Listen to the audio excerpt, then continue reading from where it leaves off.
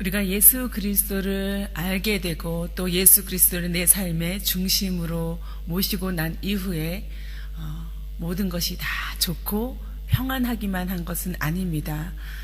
때로는 내 본성과 이 진리가 서로 달라서 충돌할 때도 있고, 또 이전에는 전혀 의식하지 못했던 그런 기준들, 또 삶의 원칙들이 내 삶에 들어오면서 우리를 괴롭히기도 하는 것이 우리의 신앙생활입니다. 그것이 좀 더 진보되면 우리가 때로는 깊은 시름에 빠지게 되기도 합니다. 하나님의 뜻을 우리가 간구하지만 하나님의 뜻이 도무지 어떤 것인지 분명하게 보이지 않을 때도 있어서 우리는 마음이 답답하고 어려울 때가 있습니다. 그런가 하면은 내게 주어진 그 위치와 또 역할들, 또 사역들, 이런 것들 때문에 우리의 마음이 번민에 사로잡히게 될 때도 있다는 것입니다. 부모가 되니 내가 자녀였을 때는 몰랐던 그런 마음의 부담감들이 있습니다. 그런가 하면 내가 직장에서 어떤 책임을 가진 자가 된다면 종업원이 알 수 없는 정말 그 무한 책임 때문에 여러 가지 복잡한 생각들이 들 때가 있습니다. 그런가 하면은 내 결정이, 내 판단이 누군가 인생을 결정짓고 그들이 그 인생이 좌우지 된다면 그 또한 그 위치에 있는 사람만이 느끼는 그 번민이 참으로 큰 것을 우리는 알 수 있습니다. 그것이 특별히 영적 리더가 돼서 그 공동체의 운명이 그 리더에게 속해 있다면 그 리더가 가지는 부담감은 더 큰 것이겠죠. 오늘 본문의 시작은 어저께 보았던 네 짐승 환상으로 인해서 다니엘이 이런 번민에 사로잡혀 있음을 기록하고 있습니다. 다니엘은 하나님을 사랑하는 사람이었습니다. 그리고 또 민족의 선지자였습니다.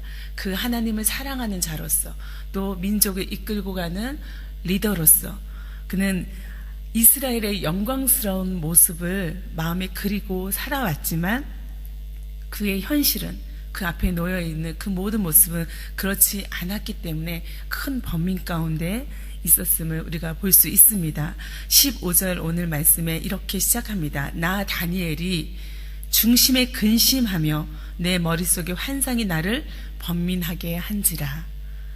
이 다니엘은 자신의 마음을 이렇게 1인칭으로 표현하면서 남들이 보지 못하는 정말 미래의 민족을 그가 볼 수 있는 은총이 그에게 허락되었지만 자신의 인간적인 그런 바람과 소망보다는 좀 다른 그런 모습을 봐야 했고 또 그 환상이 오히려 그에게 무거운 짐으로 또 번민으로 남게 되었습니다. 힘을 앞세운 강대국들의 짐승 같은 그런 악의 다툼 속에서 패망한 민족의 회복은 참으로 요원해 보이는 것입니다. 느부갓네살 왕 역시 꿈에서 신상 꿈을 꾸고 번민에 사로잡힌 적이 있었습니다. 그는 그 꿈이 도무지 어떤 것을 의미하는지 알 수가 없었고 그것으로 인해서 무척 괴로웠습니다. 잠을 자지 못했습니다. 그러한 번민을 그가 해결하기 위해서 어떻게 했습니까? 그 나라에 속한 모든 술사들, 박수들, 점쟁이들 그리고 갈대아 술객들을 불러 모았습니다. 그리고 그들에게 그의 번민을 해결할 것을 요청했었습니다. 해결할 수 없는 자에게 해결을 해내라고 요청한 것입니다. 그리고 그들이 해결하지 못했을 때 어떻게 했습니까? 모두 다 죽여버리겠다고 그렇게 엄포를 놓고 억지 태도를 취했던 것이 느부갓네살 왕의 모습이었습니다. 그런데 다니엘은 오늘 이 환상을 보고 난 후에 그 번민에 대해서 어떻게 그 해결책을 찾고 있습니까? 과거 다니엘은 왕들의 꿈을 해석해줬던 사람입니다. 그런데 이제 자기가 꾼 꿈 그리고 자신이 보았던 그 환상이 무엇인지 알 수 없어서 내 안에서 그게 해결되지 못함을 오늘 또다시 인정하면서 그 문제를 그 환상을 가지고 해결자를 찾아갑니다. 그 해결자가 오늘 성경에는 하나님 곁에 서서 모셔 선 사람들 그 중에 하나였습니다. 그에게 묻는 것입니다. 질문하는 것입니다. 이 모든 일의 진상, 참뜻이 무엇입니까? 그것을 묻고 있습니다. 천사가 이제 그 꿈의 뜻을 해석해주고 있습니다. 17절의 해석대로 그 네 짐승은 세상에 나타날, 앞으로 나타날 네 왕을 의미합니다. 전통적으로 이 네 왕은 우리가 네 제국으로 해석하고 있습니다. 앞서 얘기한 사자의 모습을 하고 있는 짐승은 바벨론, 그리고 곰같이 생긴 짐승은 그 다음에 나타날 파사, 페르시아이죠. 그리고 페르시아에 이어서 주도권을 잡는 나라는 제국은 그리스입니다. 날개 달린 표범의 모습을 상징합니다. 그리고 열뿔 달린 짐승의 모습, 그것은 로마 제국입니다. 다니엘은 이 마지막 넷째 짐승에 대해서 특별히 더 확실하게 알고 싶었습니다. 그리고 또 그 짐승의 머리에 있는 열뿔, 그리고 새로 돋아난 다른 뿔 하나에 대해서도 알고 싶었습니다. 그 강력한 그 세력에 대해서 알고 싶었던 것이죠. 왜냐하면 이 뿔이 성도들과 더불어 싸워서 그들에게 승리하기 때문입니다. 너무도 강력하기 때문입니다. 그런데 성경은 말하고 있습니다. 옛적부터 항상 계신 이가 와서 지극히 높으신 이의 성도들을 위하여 원한을 풀어주셨고 성도들의 권력을 다시 찾아주었다는 것입니다.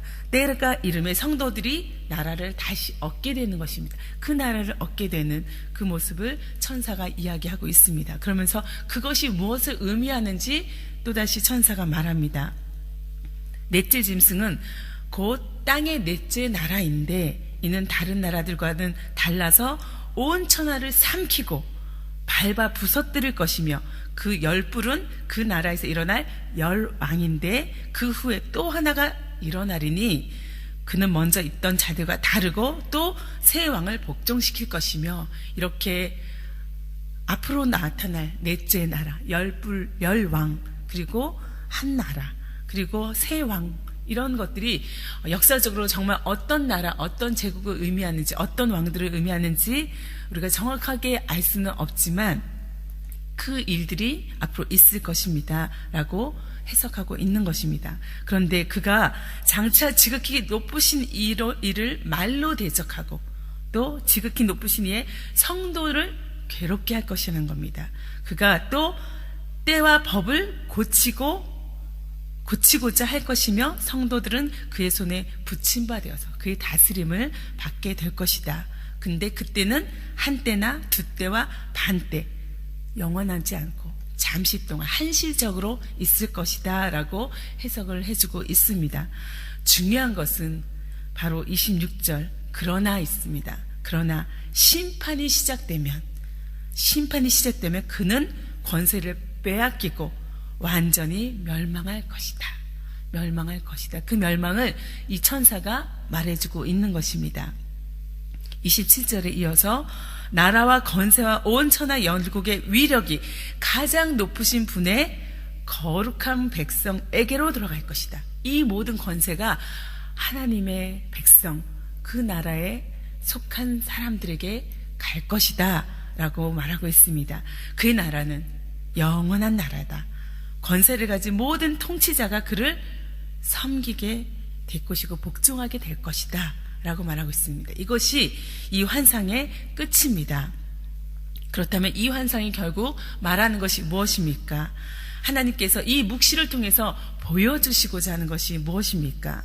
짐승의 환상을 통해서 주변 강국들의 그런 각축 속에서 전전긍긍하는 그런 이스라엘의 모습, 이스라엘의 운명, 그것을 보여주고자 하는 것입니까? 하나님의 영광이 있게 될 바로 그 하나님 나라, 이 환상의 목적은 하나님 나라에 있는 것입니다. 하나님께서 우리에게, 하나님의 성도들에게 보여주시고자 하는 것을, 그것을 보는 것, 그것을 오늘 우리가 오늘날의 언어로 비전이라고 말하고 있습니다. 하나님의 비전을 보는 사람은 그 길을 갈 수 있는 사람입니다. 하나님은 다니엘과 이스라엘 백성들로 하여금 이 고난의 길에서 바른 눈을 가지고 또 그 믿음의 길을 계속 가기를 원하셨습니다. 그리고 그것을 위해서 그들에게 묵시를, 비전을 주신 것입니다. 그것을 보는 것, 그것을 볼 줄 아는 것, 그것이 하나님 나라, 하나님 백성들의 안목인 것이죠. 오늘 우리에게 이런 안목이 있습니까? 하나님의 묵식 가운데 하나님의 그 비전을 보는 그 눈이 우리에게 있습니까?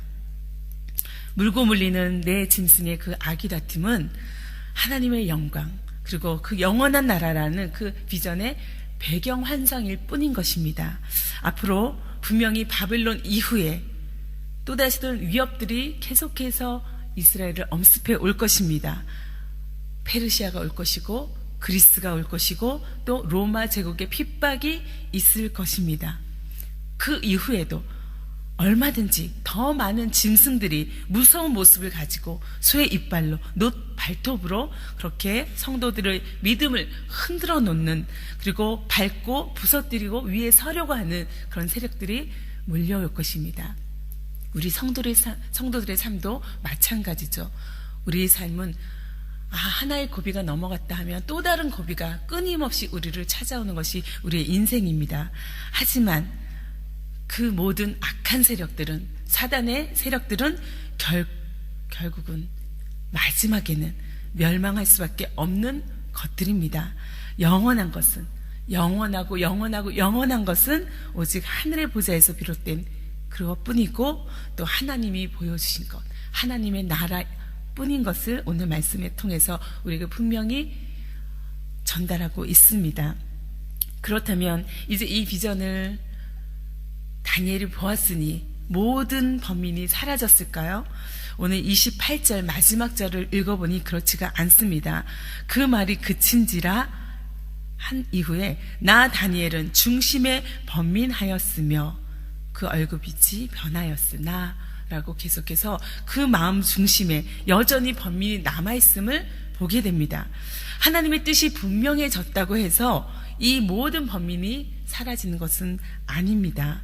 우리가 그 자리에 있는 한, 또 그 사명이 우리에게 여전히 주어져 있는 한 이 번민도 계속될 수 있습니다. 그러나 내 안에 있던 이 번민은 그 번민으로 그치지 않고 비전으로 변할 수 있습니다. 변화야 합니다. 나의 모든 한계를 인정하고 또 그것을 수용하고 또 내 모든 고민을, 그 해결책을 하나님 앞에 올려드렸을 때 그 번민은 비전으로 바뀌게 되는 것입니다. 우리가 어떻게 그것을 확신할 수 있습니까? 오늘 마지막 절에 이어서 나온 내가 이 일을 간직하였느니라 라는 다니엘의 고백 속에서 찾을 수 있습니다.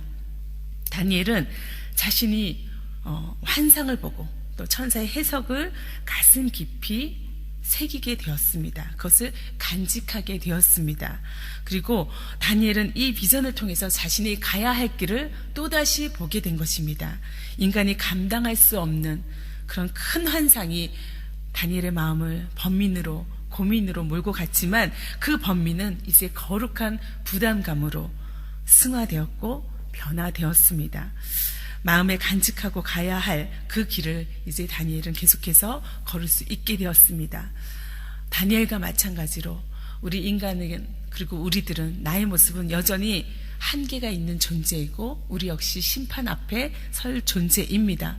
그러나 우리의 출처가 어디입니까? 우리의 시작이 어디입니까? 우리는 하나님 나라 백성입니다. 그리고 하나님께서 우리를 그 나라 백성으로 삼으셨고 우리를 어떻게 했습니까? 그 모든 악으로부터 승리케 하나님께서 보장해 주신 것입니다. 지극히 높으신 우리 여호와 하나님께서 있기에, 내 편이기에 영원히 꺼지지 않는 그런 진리의 길로 우리는 갈 수 있습니다.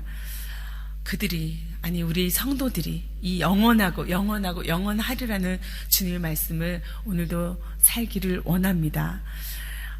영원하리라는 이 멋진 역사를 살아가는 인생, 그것이 저와 여러분의 인생이 되기를 오늘도 간절히 소원합니다. 함께 기도하겠습니다.